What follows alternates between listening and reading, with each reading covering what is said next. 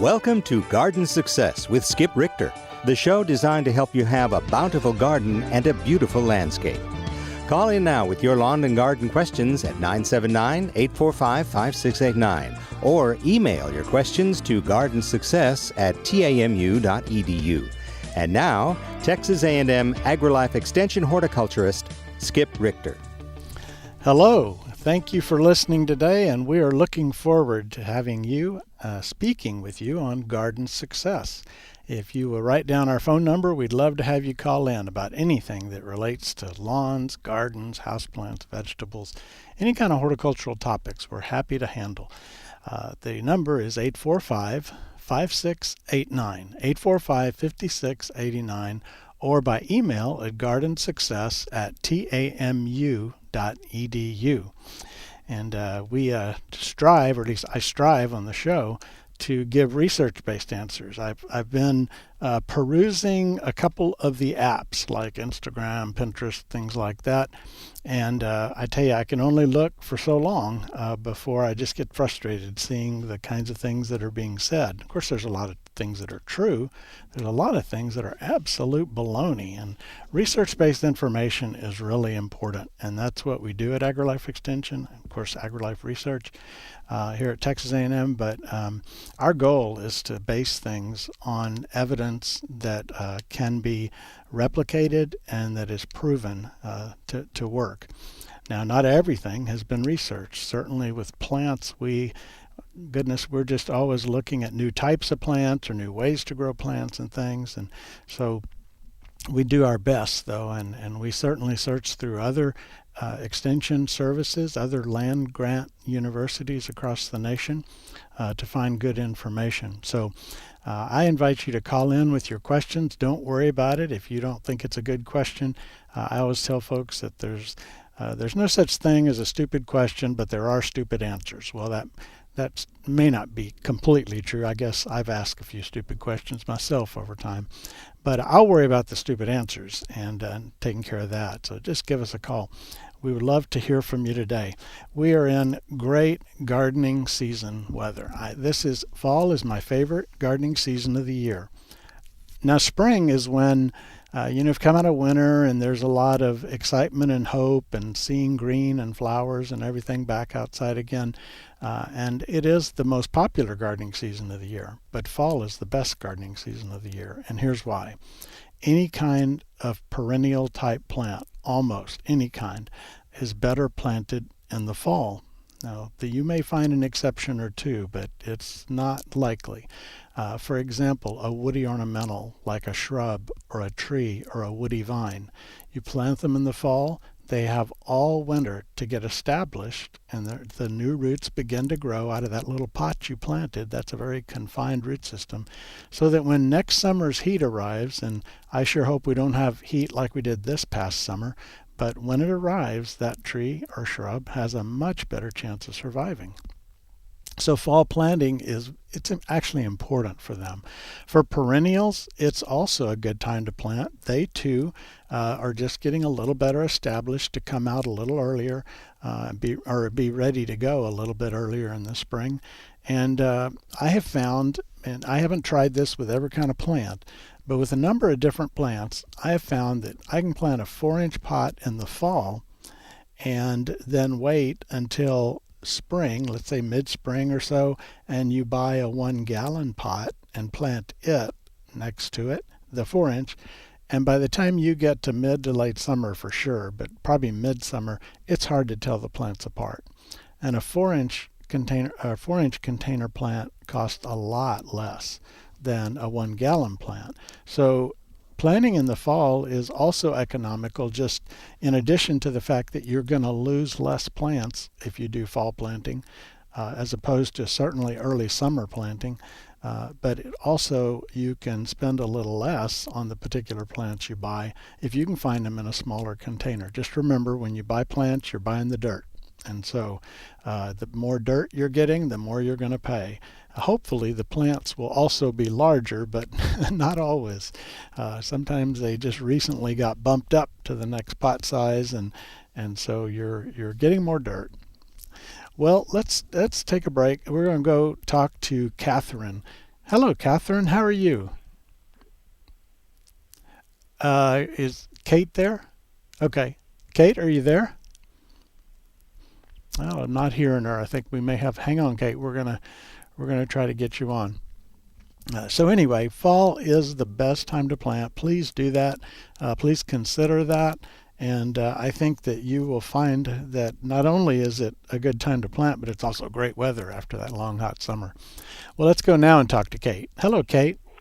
Hello, Kate. I'm so confused. I accidentally hit the mute thing. Oh, okay. Here's my question. I bought a lot of seeds, Okay. thinking that reduces cost on new plants. Mm-hmm. I've been told, at least for larkspur, November is the time to sow the seeds. Is it true for almost any kind of seed? No, it's not. It is true for larkspur. We have a handful of flowering annuals, or actually they're biennials, that we plant in the fall and then they bloom in the spring. And that would include larkspur. You can do sweet peas that way, the flowering sweet peas, and also things like a bluebonnet, which nature plants them that way. And then the, what am I forget? Poppies. Poppies are also that way. But there are a lot of others that you want to wait until spring to plant, and that would be things that bloom in warmer weather, not so early in the spring. And so that would include things like marigolds or zinnias or sunflowers. And I would say most of your warm season flowers should be planted in the spring. Okay. And I guess you want to be close to frost being over when you plant those? Yes, that's usually the best. You know, plants vary in their temperature preferences.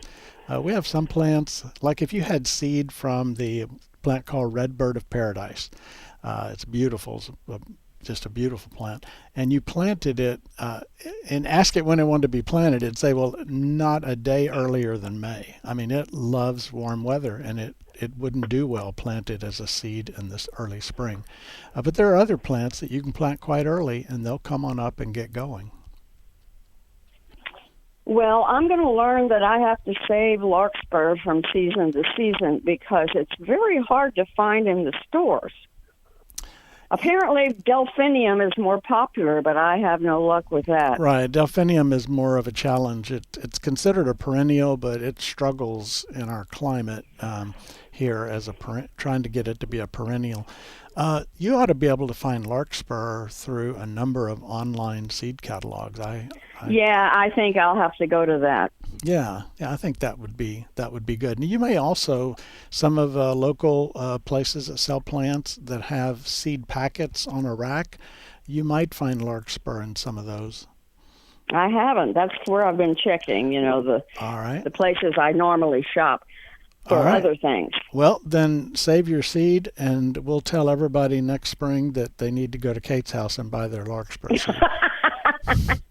Here's the thing I hate to save seed is I like to prune, I like to deadhead just for appearances. Right. But then the seeds aren't mature.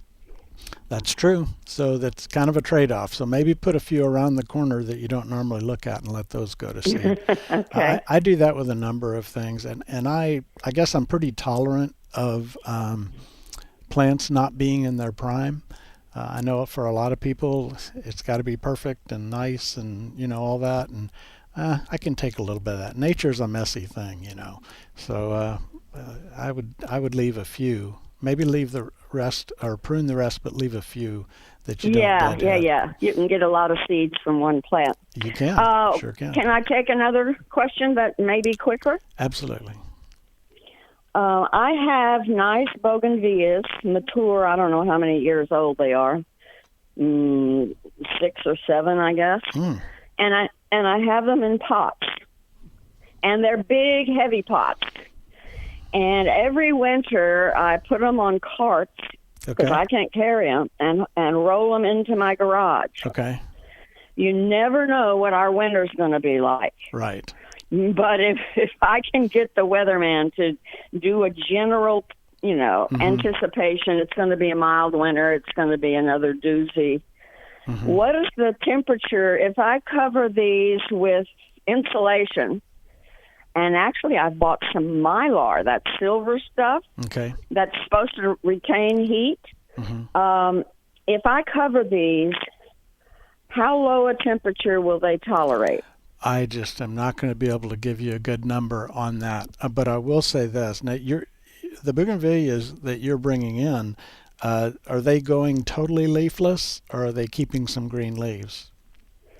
Keeping some green leaves. Okay. Not a lot. I mean, they do drop a ton. Yeah, it would be good if they could have a little bit of light. What I would do is I would throw... Well, I do, because our weather is so cyclical. Right. You know, we get a freeze, and then 2 days later, it's bright and sunny and warm. So I try to bring them out into the light. All right. Well, Kate, here's what I would do. I would throw some kind of a cover over them, even a clear plastic, and then just put a light bulb in one of those little aluminum shields with a clamp. You know what I'm talking about? Those things that hold a light bulb, but they've got a little shield around the bulb, and then it can clamp on.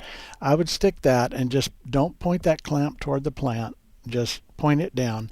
A 100-watt light bulb produces quite a bit of heat, and we're just talking about a few degrees here. You don't need it to be 90 underneath there. So I would just one bulb, group all your plants together, and have a cover that rising heat, doesn't have a way to escape readily, and that'll get a marginal situation through a pretty good freeze. Yeah. As long as it's in not your like garage. Last year, but... not out in the garden. That may not be enough.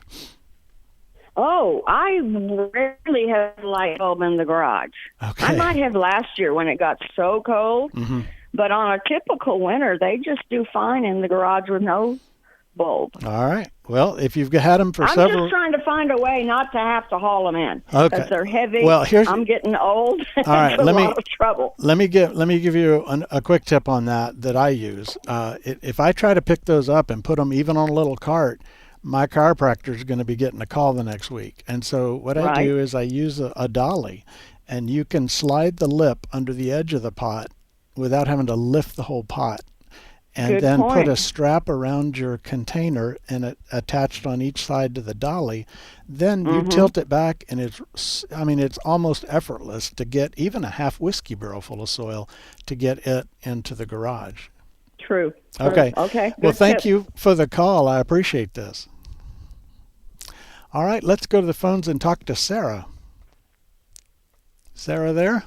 Yes, she is. Hi, Sarah. Well, hi. How are you? How can I help today?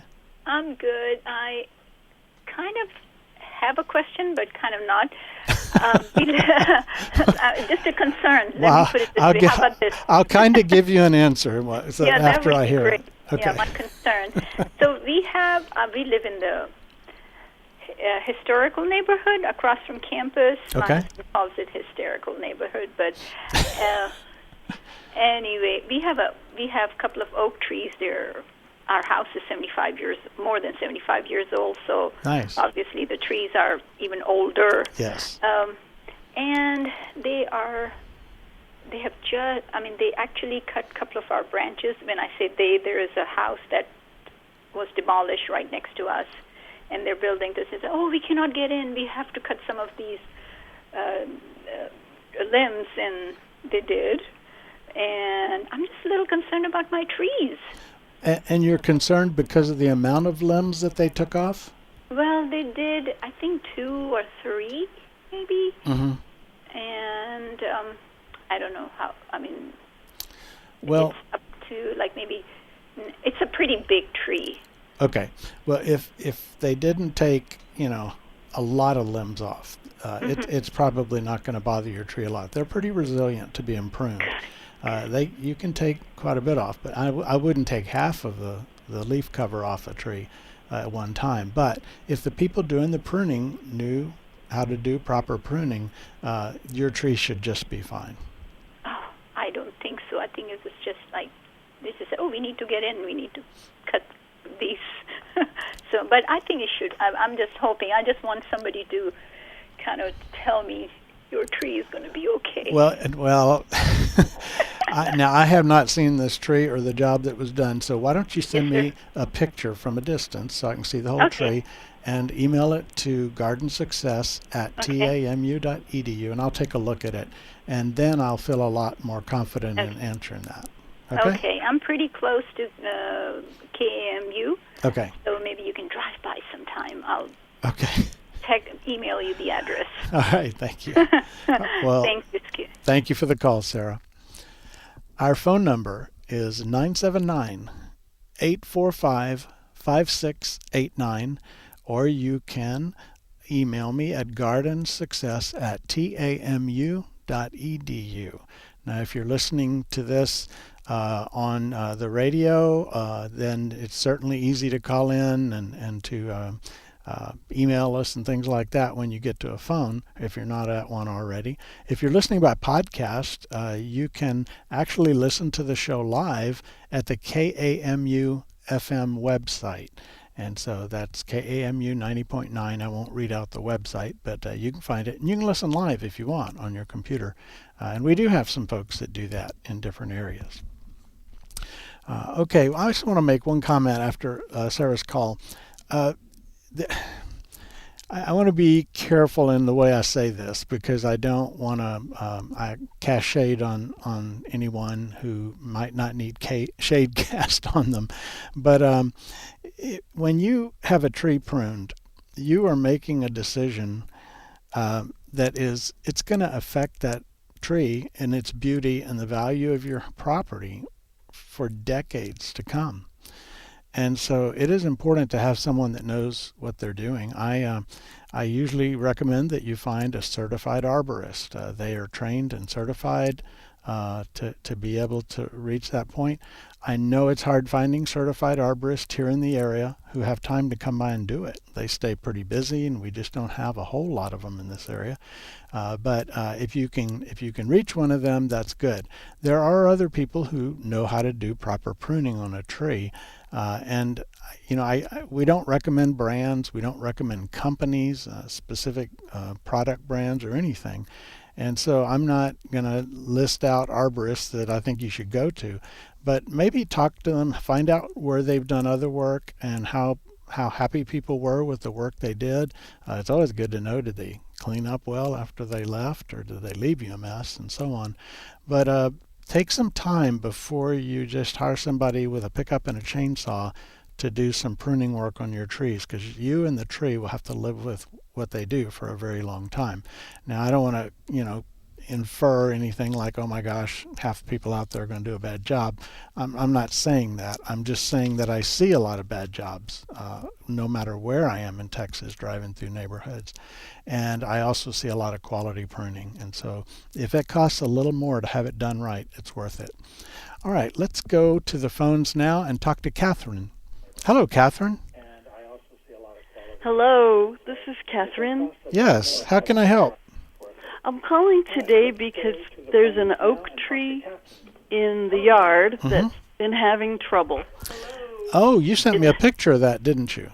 Yeah, I sent a video that has some of the dust when I tapped the trunk. Yes. And then I sent a picture that shows a little more of the bark surrounding it. Okay. I believe it's an oak.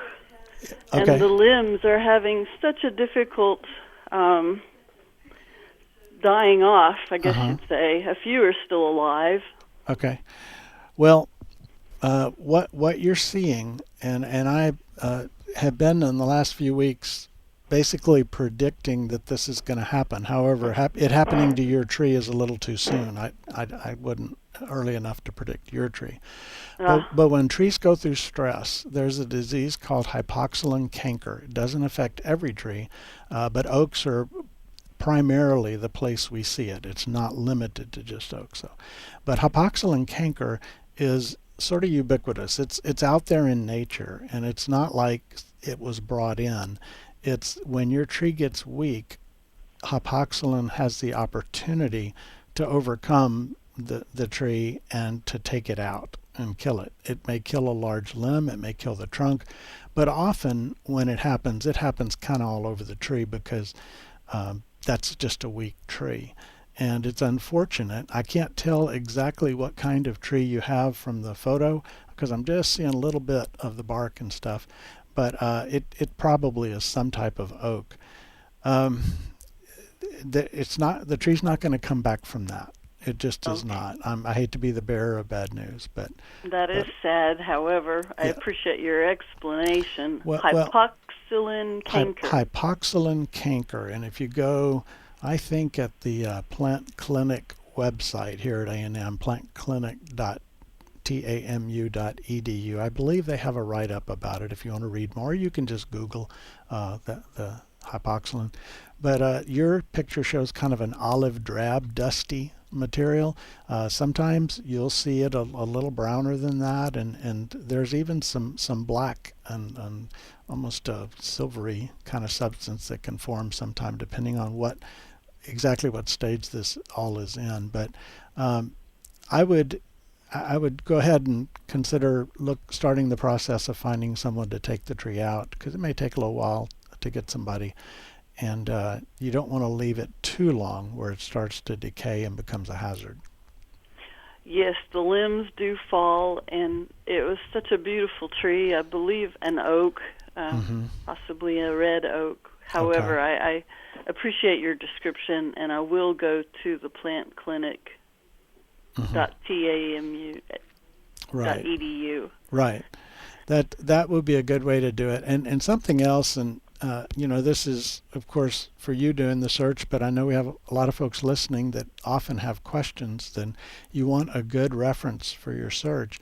When you just put in something like hypoxylin canker, you can have anybody in the world could be talking about it, whether they know what they're talking about or not, and it pops up on your search. So if after you search for something, you give a space and then type in site, S-I-T-E, and then a colon, and then a dot, period, and then edu. And what you're telling Google is, I want you to only look at sites, websites, that end in .edu.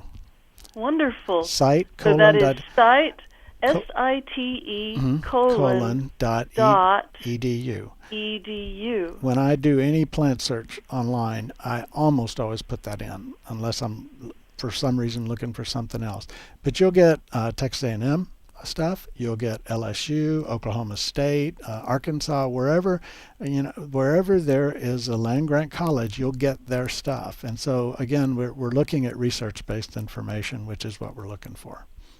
Well, thank you, Skip. You've given me a wonderful cue for getting land-grant education specific information. I appreciate that. All right. Well, good luck with it, Catherine. I'm sorry to be the bearer of bad news. Well, you got to learn, and life is nature. Thank you very much. All right. You take care.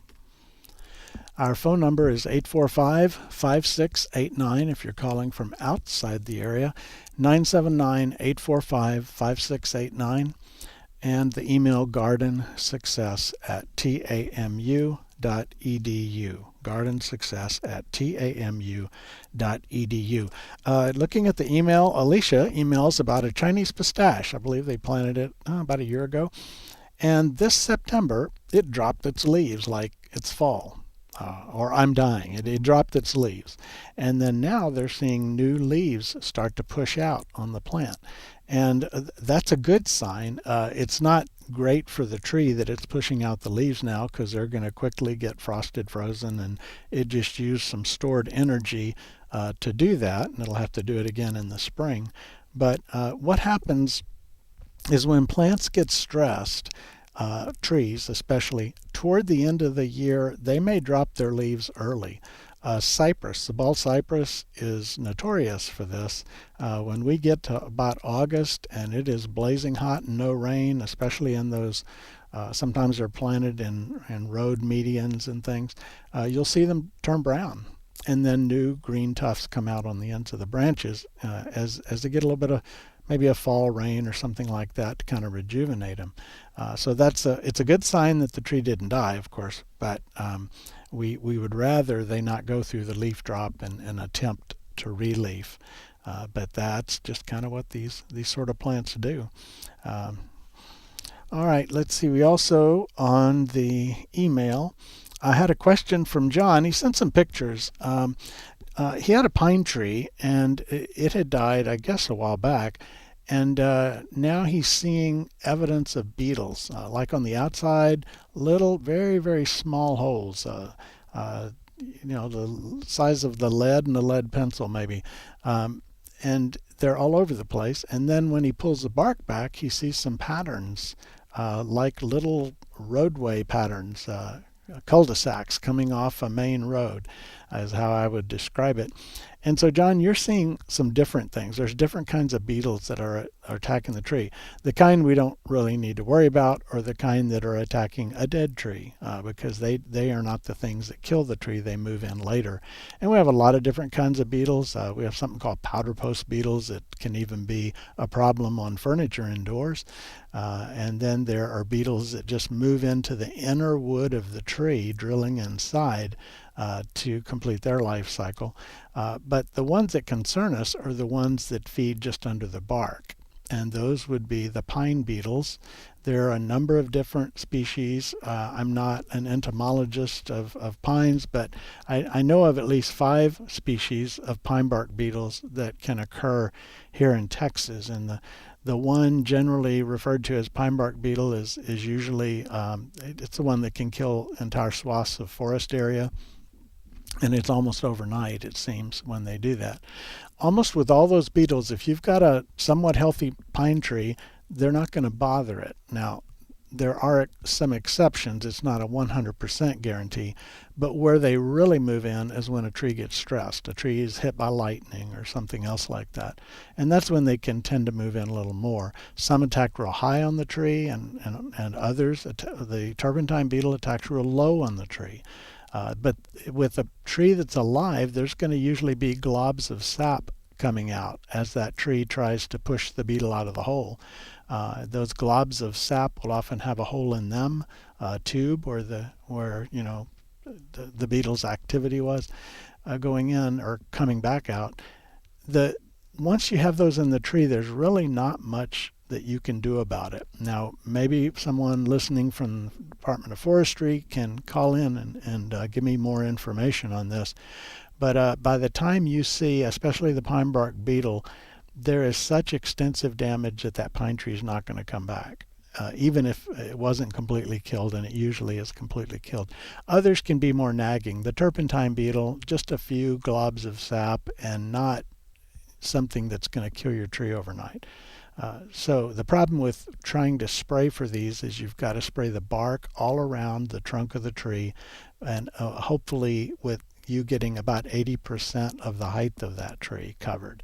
And now that may not apply to every beetle, for example, the turpentine, but for pine bark beetles. And we just don't have equipment to do that. And we don't need to be spraying pesticide straight up in the air, trying to get higher and higher on that trunk with our home equipment, having that mist fall down on us. And so you would need a professional to come in and do that kind of treatment. In general, we don't just look at healthy pine trees and spray them every year because they might get beetles, because 99% of the time it's not going to happen. And so if you have beetles present, maybe you have a property with a bunch of pines on it, then I would call the Texas Forest Service and get some advice on how to manage that if pine beetles come in where you have a lot of trees and so on. There are some strategies. One of them is taking the tree down right away. Drop it, get it on the ground horizontal, and the beetles have a very difficult time leaving the tree. When it's upright, they fly right out and hit the next tree and keep going. That's probably more than you wanted to know, John, but that is what I see. Some beetles that are not what killed the pine, and some beetles that may well have been that. So if you look, if you're trying to do a search, I think John indicated he was trying to do some sort of a search on it. Look for do a search for Ips engraver beetle, IPS and then engraver beetle, and maybe do a image search, and you'll see some examples of the patterns that particular beetle will cause. And I cannot identify which of the beetles might have attacked your tree, but the 5 pine bark beetles, the Forest Service has a publication on that as well, and it's an old one. I hope it's still available online, and it shows those patterns that they make. Fortunately, folks that just have one pine tree in the yard around town, it's just not something that we deal with much around here, or at least I don't get calls on it much. Maybe I should put it that way. Our phone number is 979-845-5689, and by email you can reach me at gardensuccess@tamu.edu. Let's take a moment between calls here to talk about things going on around town. There's an event coming up out at the American Legion Hall in Somerville.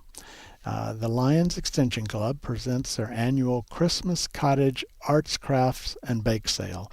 And they typically will have all kinds of homemade jellies and jams and breads, often quilts and plants and yard art and other things out there. But it's from 9 a.m. to 5 p.m. on Friday and Saturday, tomorrow and the next day, November 4th and 5th. And it is at 730 8th Street in Somerville. So I would recommend that you go out there, and they're going to have complimentary gingerbread cookies and wassail. Wow, it's wassail time. If it's wassail, we must be in fall.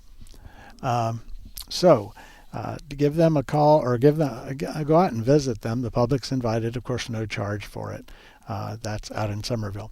Let's go to the phones now and talk to Gary. Hello, Gary. Hello. A few minutes ago, you kind of offhandedly mentioned what I thought you said were powder keg beetles. Powder that post. Could be a powder post. Powder post beetles, and they could be a threat. Excuse me, to furniture. Furniture and things like that. Again, we AgriLife used to have a publication on. What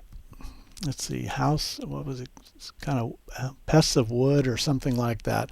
And if you go to AgriLife Learn website, Learn, and do a search for powder post beetle, it may pop up. If not, if you'll email me at the extension office, I probably have an old publication, and I can send you just so you can see what I'm talking about. Okay, I think I know what you're talking about. Okay. Do they emerge from having burrowed into wood? And are they very hard-shelled beetles who hop in very erratic but energetic ways? I'm just not enough of an entomologist for sure to answer how they hop around and things. They're small. Their holes are typically, pencil lead size, or maybe even smaller, a little smaller than that.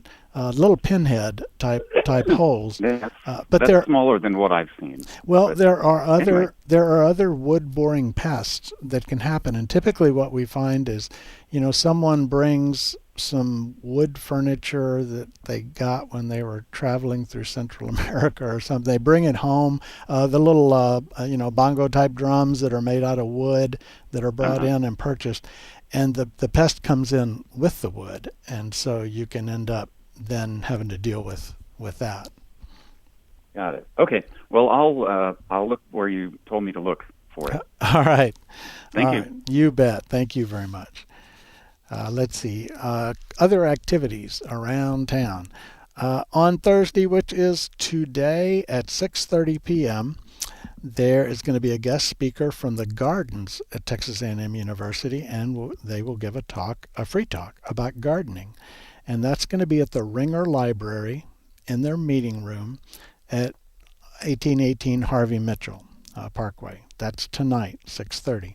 On Saturday, this coming 2 days from now, on November 5th, the Rio Brazos Audubon Society is going to have a program on Birding 101.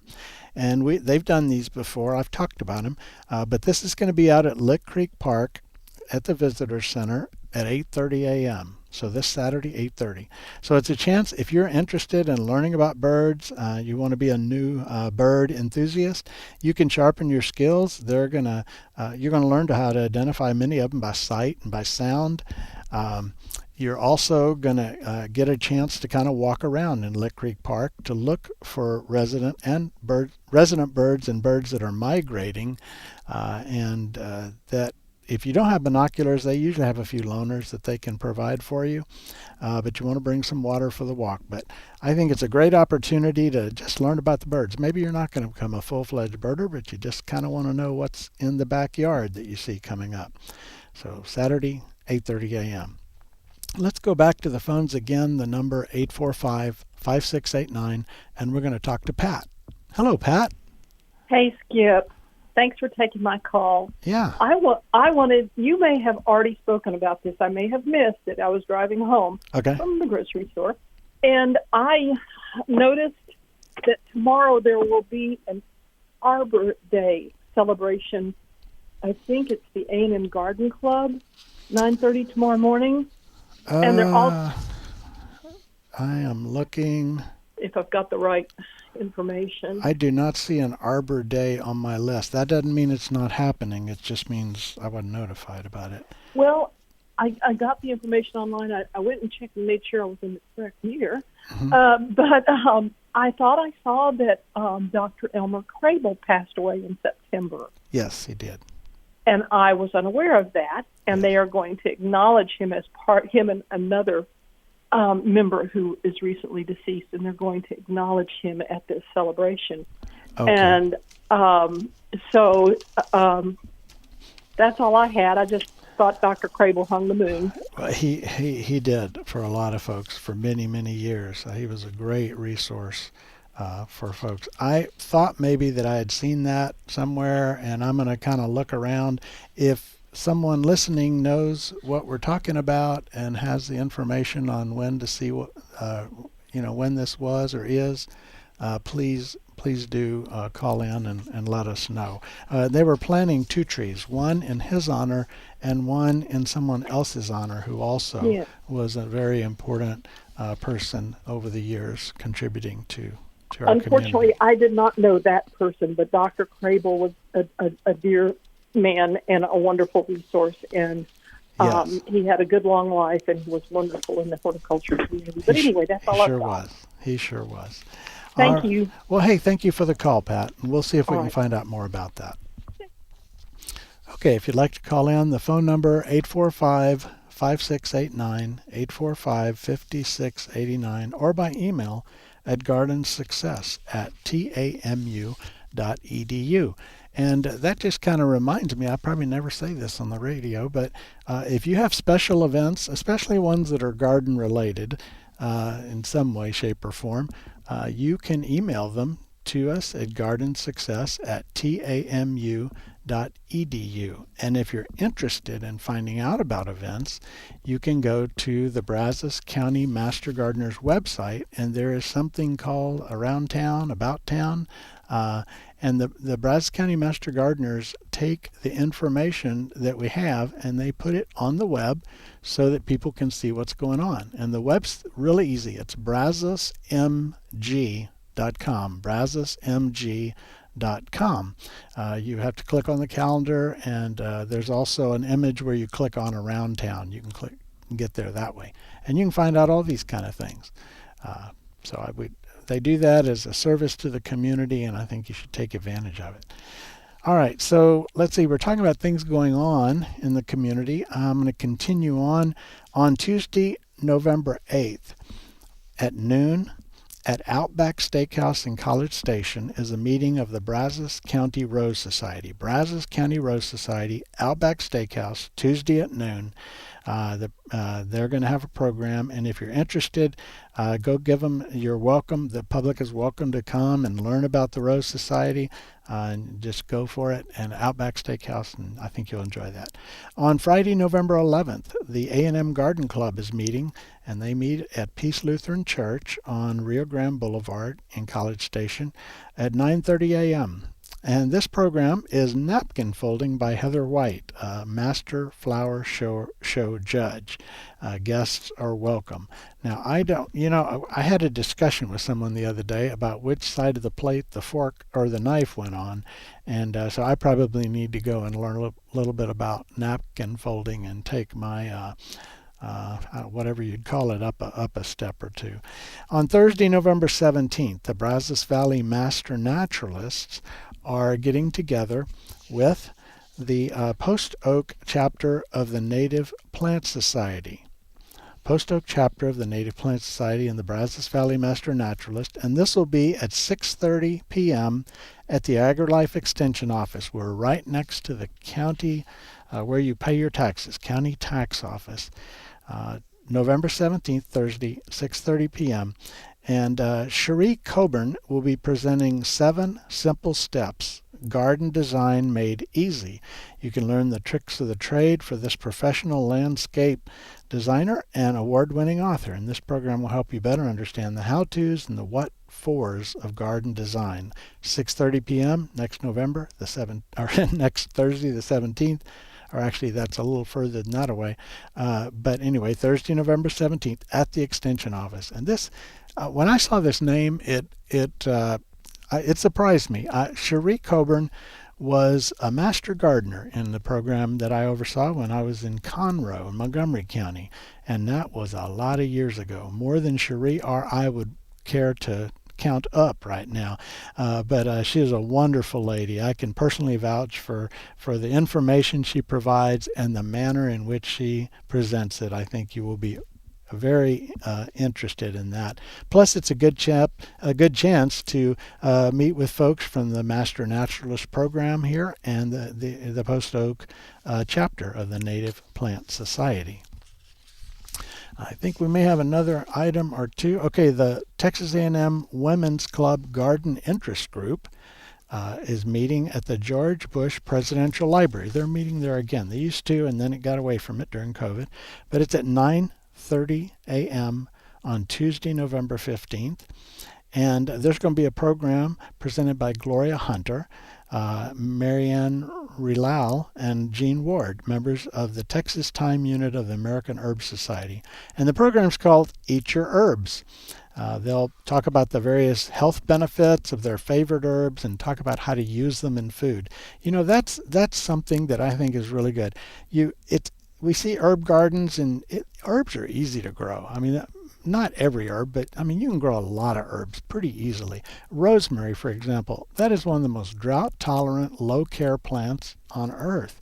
But you grow it, and now how do you use it? What if you want to make an herb butter? Or what if you want to use herbs in some other way? Well, this is your chance, Tuesday, November 15th at 9:30 a.m.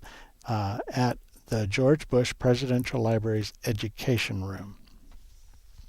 The Brazos Valley Orchid Society on Tuesday, November 20th from 7 p.m. to 9 p.m. Station 6, Fire Station 6, Community Room. That's on the corner of Taro and University. You can bring your orchids in there and they'll talk to you about how to care for them, maybe how to almost bring them back to life. I know a lot of folks have frustrations that they can't get an orchid to grow.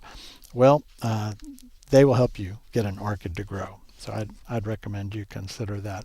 Also, don't forget about our farmers markets. We got the South Brazos County Farmers Market every Tuesday from noon to 5 on the corner of University and Glen Haven, and also on every Friday from noon to 5, same location. We got the Brazos Valley Farmers Market Saturdays from 8 to noon in downtown Bryan at Main and 21st. And then there's the local, which is each Tuesday through November 29th in front of the Stella Hotel at 4100 Lake Atlas Drive in Bryan. Lots of vendors and craft and other kinds of things going on, I know, at that one. And then Farm Fridays, 10 a.m. to 2 p.m.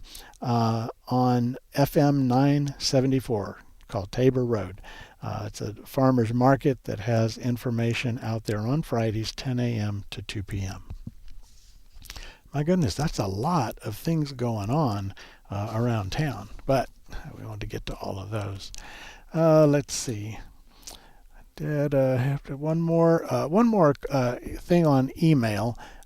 We had a question that came in from Suzanne, and she planted a 4-inch pot of these cole crops or cruciferous vegetables, or the blue leaf vegetables, I call them, Brussels sprouts, cabbage, cauliflower, and broccoli.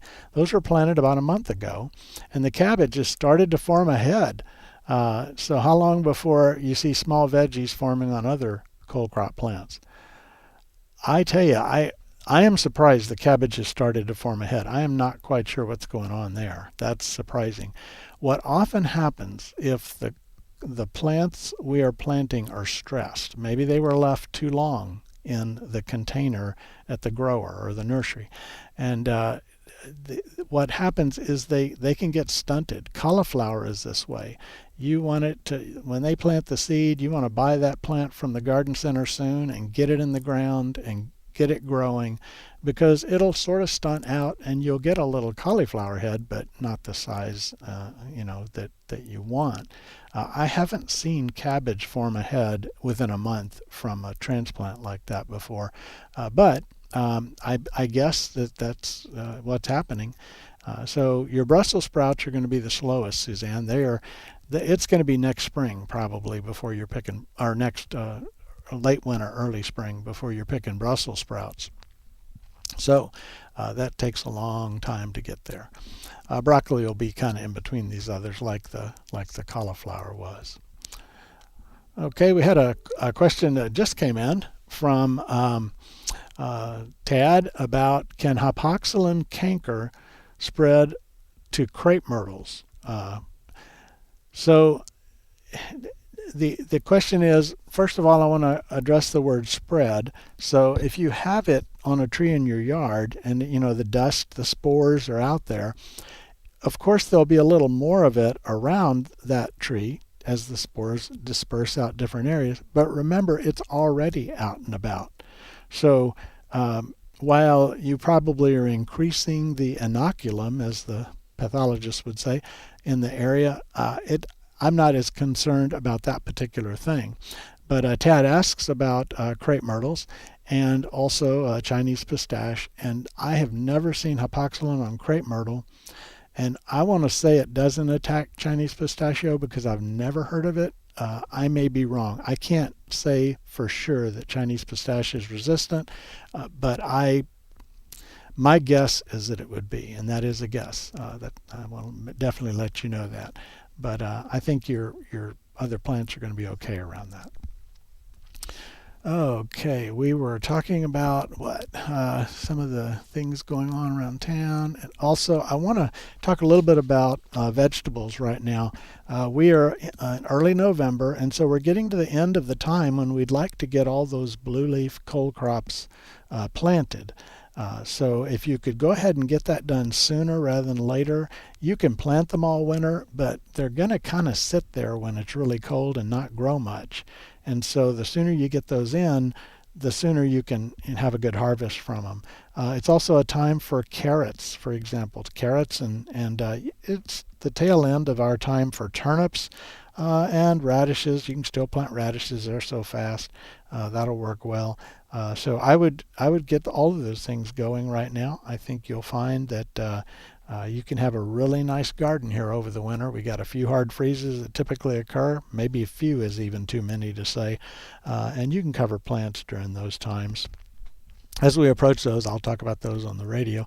Also, lettuce and spinach can still be planted. Again, easy to cover those kinds of things, so we don't have to worry a lot about the cold weather affecting them. If you've got vegetables and flowers for the cool season growing in your garden, you want to continue to fertilize those, especially with a source of nitrogen.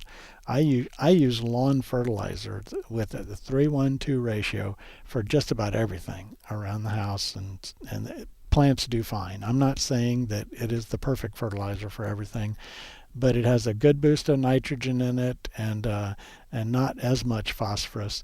But that's typically how I fertilize the flowers.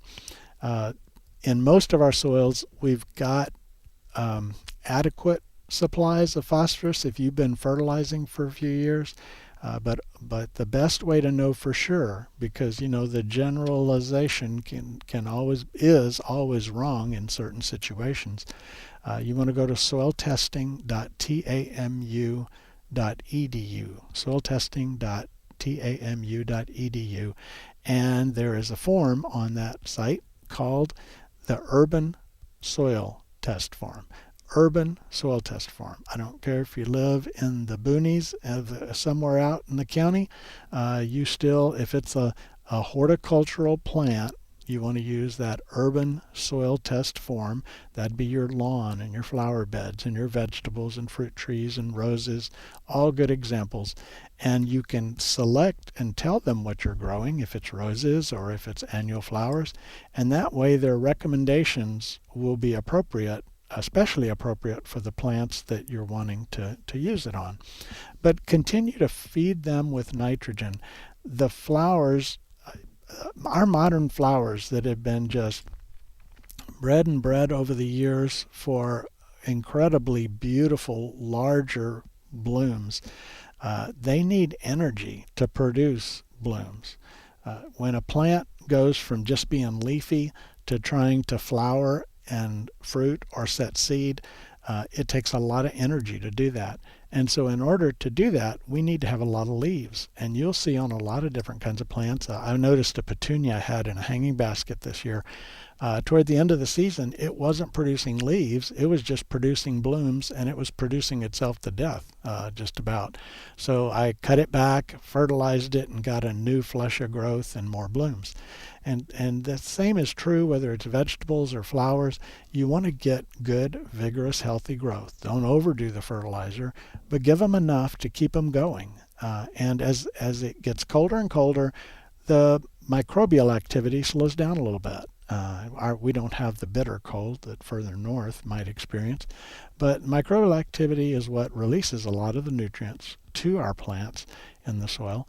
And it slows down, so another reason in the cool season to fertilize frequently in small amounts and keep those things vigorous and growing, and that way you can continue to enjoy the bounty and the beauty of your plants as we move in to the cool season. Also watch out for cabbage loopers. They are out and about now, chewing holes in all those blue leaf vegetables and other plants as well. And there's a little beetle that attacks some of our cabbage-like vegetables, like Chinese cabbage, for example, bok choy, and some of the other cool season cruciferous vegetables that we refer to as Asian vegetables. That group is attacked by a beetle, so you just want to watch for that and make sure you're staying ahead of those. But in general, it's a great time to garden. It's so cool. It's so easy to be outside. We get rain periodically, and the plants don't need as much water because the temperature's cooler, that it just makes it a really pleasant time to garden. If you were trying to garden this summer during 40 plus days of 100 degrees plus and no rain in sight, it takes a dedicated gardener to do that. But when it comes to our fall gardens, it's just an easy time. I mentioned fall being the best time to garden. Of course, we're way past this now, but toward the end of summer, there are a number of warm season vegetables that we can plant and have good harvest in the fall. What we call summer squashes, the kind that we eat when they're immature, like zucchini and yellow squash. Cucumbers and green beans. Green beans planted in the spring, especially a little late in the spring, they're going to try to produce their crop when it's getting kind of hot. Whereas in the fall, when you do a summer planting, and I'm not talking about having beans in late October, I'm just talking about, mid to late September, early October to mid-October, those beans are a higher quality. They just taste better, I think, when beans don't ripen, but when they mature or reach the harvest stage in the cooler conditions of fall. So just another reason fall's a good season. A couple of other tips before we're done today. As you're out and about, we're about to enter leaf season. In fact, I think I saw the first leaf bags of fall in my part of town the other day. And leaves are valuable for your garden soil. Nature uses leaves to build rich soil on the floor of the forest. Leaves are very important for that. And when you grow a tree and it's going through the season and producing leaves and a few branches and twigs and things. The majority of the nutrients are in those leaves, and I'm not talking about carbon or oxygen or nitrogen or carbon, oxygen, those kind of things. I'm talking about like phosphorus and potassium and some nitrogen too, and all the things we would call fertilizer elements.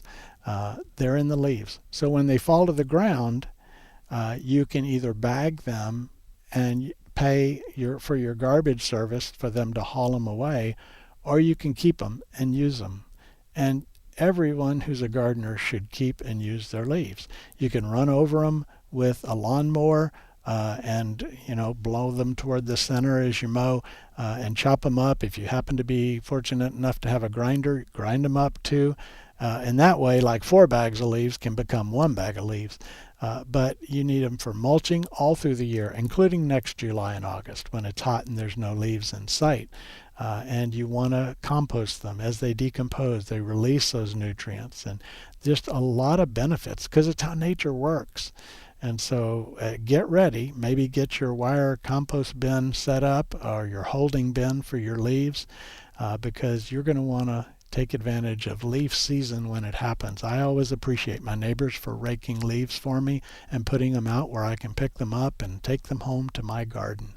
And the more you do that, the better you get at looking at that bag to say, it's got too many sticks in it. I'm going to go to the next one that looks like it's full of leaves. Well, anyway, I hope you have a wonderful time out in the garden this week. We'll be back again next Thursday. Tell your friends about Garden Success and have them listen in as well, or they can listen by podcast at many of the common podcast sites, including Spotify and Google Podcasts and Apple's Podcast, and of course, National Public Radio.